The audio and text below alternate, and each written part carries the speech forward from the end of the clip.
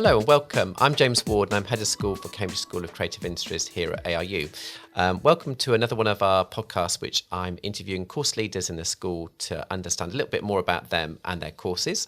So today I'm really pleased to have Bill Campbell with me.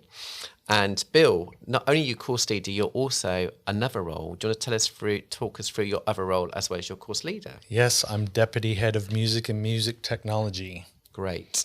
So does that mean you have a combination of courses which work together? I have, in fact, they work better together than they ever did because we redesigned the courses so that they have the same structure and they share a lot of modules. So we have the music courses, have audio music technology, lecturer teaching the sound engineering aspects to the musicians. But we also have music therapy masters and drama therapy masters. So it's quite a diverse set of courses.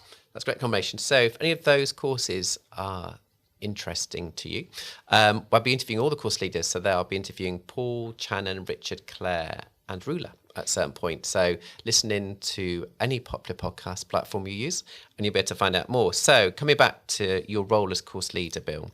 So can you tell us a little bit about what a course leader does and how it relates to your course, AMT? Well, what a course leader does, it's kind of confusing for me sometimes because I have the two roles. But as course leader, it's, I see it as my priority to look after the students and make sure they're sort of happy, not sort of happy, definitely happy. Yeah. And I take care of timetabling of the modules.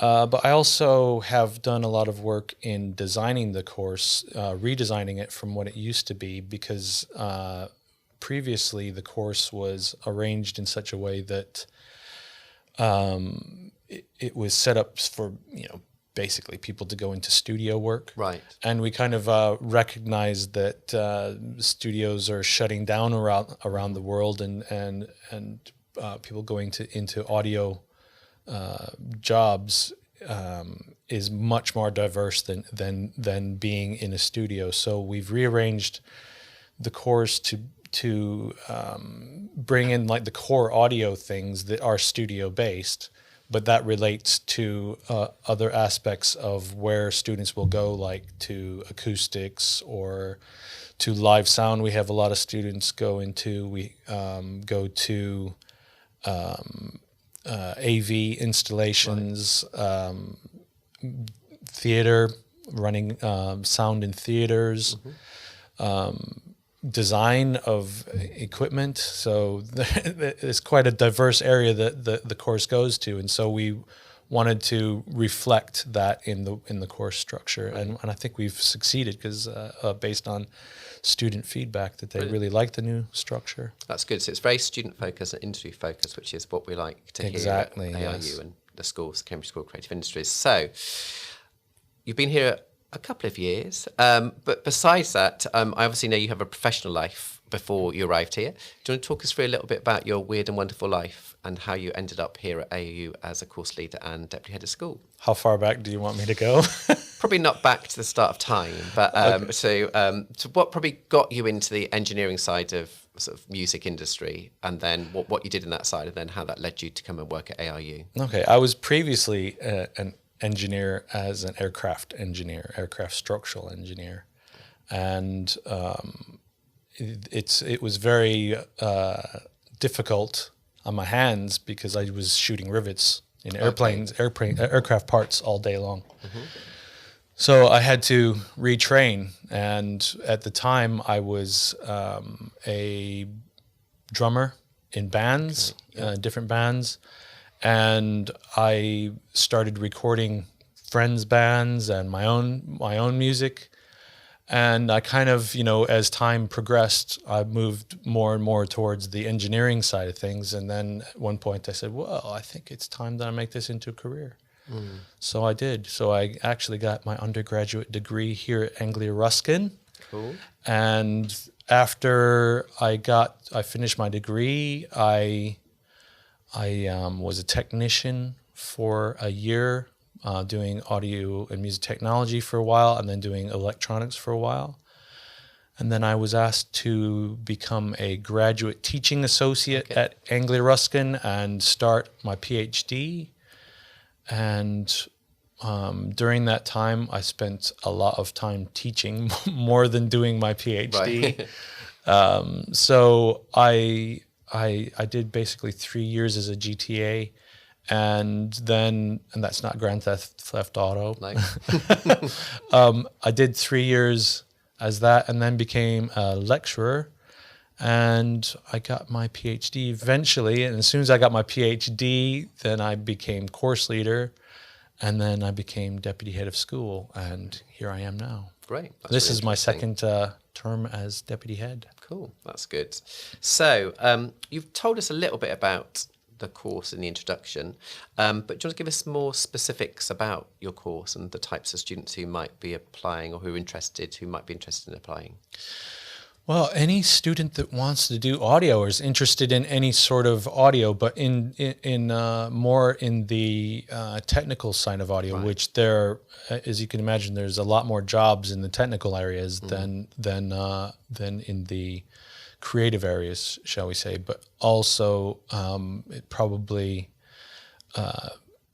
there's probably a lot more scope as far as where the students can go, because they do learn mathematics and physics aspect of it, which is incorporated into the modules. Is they don't have to come and take a maths module, which tends to put people off. But it'd be applied maths and physics to exactly to what they're doing, to have a better understanding of what they're doing, isn't it, and how they can do it better. Basically. Exactly. Understanding how something works makes you much better at being able to use that thing.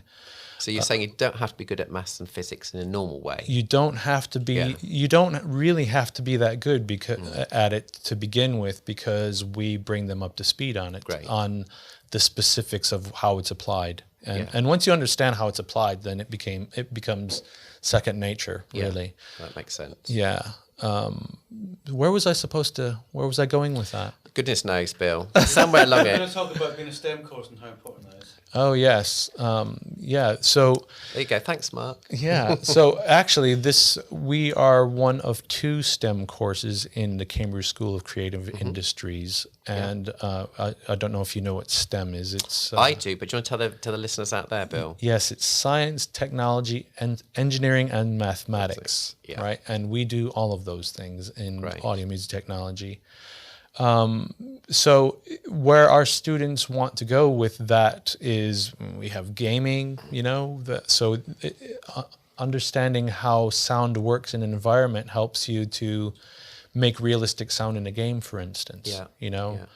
Understanding how sound works in a building. If somebody's doing front of house engineering for a band, you need to know how the sound's going to function with people in the room or without people in the room, and be able to adjust the quality of the sound, balance out the frequencies in the room, understand how, applying different effects is going to function in that room. But as I said, we start everybody off from a studio perspective, and everything that we do in the studio basically can be applied everywhere. Right. So I think that hopefully I've answered your question. That does, and it leads very nicely onto what's the most sort of exciting aspect of your course and your role, or roles in your case, right now. Ooh, the most exciting thing is I'm trying to build liaisons between different courses. Great. Because audio music technology used to be part of the science and technology faculty, and we moved into the arts faculty. And it's been a difficult transition, shall we say, because, people like the way they do things. And so convincing them that we should all work together is quite a major thing to do. I'm sure you will agree. You couldn't we're going to edit that bit out. But so I'm getting collaborations going across the school. Also, I just want to stop down. So on those collaborations, I know it's a lot of it's informal at the moment between students, isn't it? So a lot of students would just do that informally to each other. So what I understand from our conversations is you're going to be building on that informal collaborations to more formal collaborations. So students will write joint briefs and be able to run more technically. So I know some of your students at the moment are supporting the film students, aren't they, in film production? So our students are informally working on film productions. Our students are formally working with animation, the animation course, and doing the sound for them. So we have a small cohort. So each one of the students is basically doing 5 different animations. That's great. Yeah. But we've just created this podcast. Students are volunteering to work on this podcast. And we're training students from all over the school to run this podcast and run their own podcasts as well. So I kind of see it as if we get them in the same room together, then they can't help but collaborate, and that helps us to build up something bigger, I think, in the long run. And I know you talked to us a little bit or hinted a little bit about your alumni, but can you talk to us about the student success and alumni and what they're doing now in this magical world of audio music technology?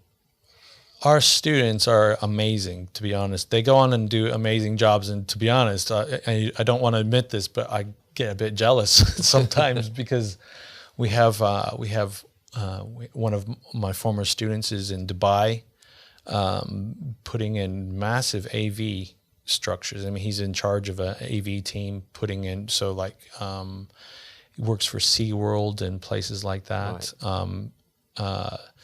All these oligarchs' yachts that are being seized. He would have been working on those at one point. Okay, yeah. But we have one of our students is touring with Lollapalooza in America. Yeah. And we have another student we have a few students that are touring with bands. I see pictures all the time of them on private jets with the bands, you know, and a little bit of envy. But I've done that. I used to tour as a sound engineer, so cool. You've grown out of it. It kind of gets old. Yeah, when you're my age, it's not an attractive thing anymore. You know, not that I'm old. No, not at all. And we have got an interesting speaker coming up in a couple of months, haven't we? For the course, Nat. Yes, Nat Powers. Yeah. Nat is worked with Death Row Records. Great. And very successful career. He reached out to me, and he's actually going to be helping to do some teaching on the course. He's going to be talking a lot about mental health issues. Right. Which is something that is not often talked about in what we do, but suddenly earning lots of money, more money than you probably, more money in a week than most of us earn in a lifetime is actually quite stressful, and you don't know what to do with it, and sometimes it takes you down some difficult paths. Okay. But I would also say that a lot of people that are in our industry, the creative type of person will possibly have some mental health issues from the past anyway, and that's what makes us sort of creative, So I think it's a great thing to talk about, and it's not something we should be ashamed of. No, not at all. So I'm looking forward to that. Yeah. And obviously, the course has only recently been revalidated, but have you got any sort of future vision for the course? I mean, you've touched on the collaboration, but something else which you can see the course developing or moving forward in the future? Actually, Mark Pickering, who's in the room with us right now, he is running a module that is called Collaborative Project, and we tried to think outside the box on that module, and what we've done is we haven't set a specific task for it, but we wanted the students to create something together, you know. And what they did this year, and I think it's coming up in April, they are working on a conference. They have a whole day of a conference where they're inviting people from the music industry to talk about where we think the industry is going, but also I think to talk about some women in the industry, because I don't know if you know, but women in the music industry, or specifically STEM related subjects, have don't often do very well. You don't actually get hired for things. So there's basically we only have like 2% of the industry is women, which is shockingly low. It's shocking, but also it has to do with being treated prejudicially and things like that, and lots of sexual harassment and things like that, and it's terrible. So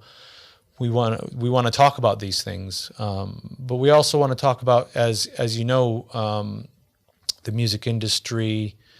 There's been a lot of news about musicians not being paid properly in the industry, which also runs downhill to like people that are producing and engineering. So the conference is talking about that aspect of things as well, and where we think we can go to actually get the artists paid, for what they do. No, it's a big problem. I was watching a program on BBC Two last night with Nile Rodgers in, and he was saying exactly that. That he'd made obviously his money in the years when he was touring, producing, writing, but now that's been lost by all the streaming platforms and that money going to a few rather than many. So it is something which we definitely need to talk about. Exactly, so.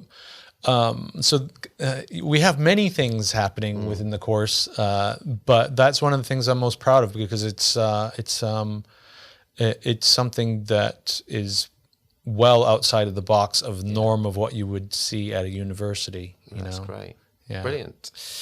Well, is there anything else you think I've missed or failed to ask you about yourself or the course or ARU or the school, which you think you'd like to share with the listeners? The only thing I'll say is that we're James accredited. and that's not you, that's James. Not, well, I accredit all of our courses. They get my stamp of approval, obviously, as head of school. But explain to the listeners at home what the James accreditation involves, Bill. So you'll have to remind me. Mark, remind me of what the acronym is. Joint Audio Media Education Support. That's it. So should I do that bit again? I can just drop it in. Okay, yeah. So cool. James is Joint Audio Music. Start again. What was it? Joint Audio Media Education Support. Joint Audio Media Education Support. Okay. I should know that. Off you go. Yeah. So James is Joint Audio Music Education Support. Joint Audio Music Media Education Support. Yeah. There's no music in it, is it? It's media. Joint Audio Media Education Support. Yeah. James is Joint Audio Media Education Support.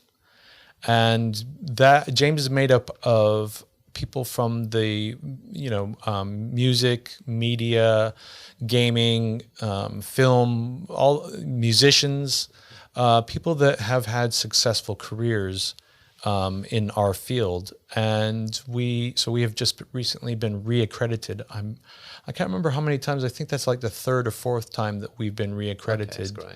But I'm very proud of that, because not many universities get that accolade of being accredited by then. Yeah, and that industry accreditation means it just validates the courses for industry work. So when our graduates leave us here at ARU, they go on and get jobs in the area, which the fields which they've been studying over the last 3 or 4 years with us, and they go and get really good jobs, which is great to hear. Exactly, and there's many employers that look for that accreditation. But also James, they have like a CV section for students on their website. Oh, that's good. But they also come in and they talk about the standard of our teaching and the standard of the equipment that we use to teach what we do. Great.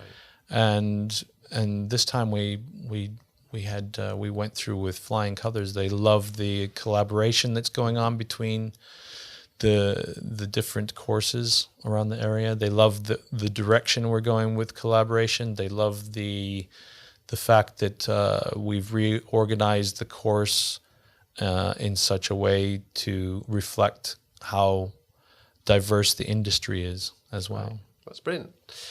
Well, thanks for that plug about James, not me, James, but the James. And so thanks so much for your time, Bill. It's been great to My pleasure. understand a little bit more about the course and your roles here at ARU. So thanks so much for the listening out there. And this is one of many conversations between me, head of school for Cambridge School of Creative Industries here at ARU, and our course leaders across the school. So I look forward to you listening in another time with another chat with me and a course leader. So thanks very much. Thank See you. later. Bye. Bye.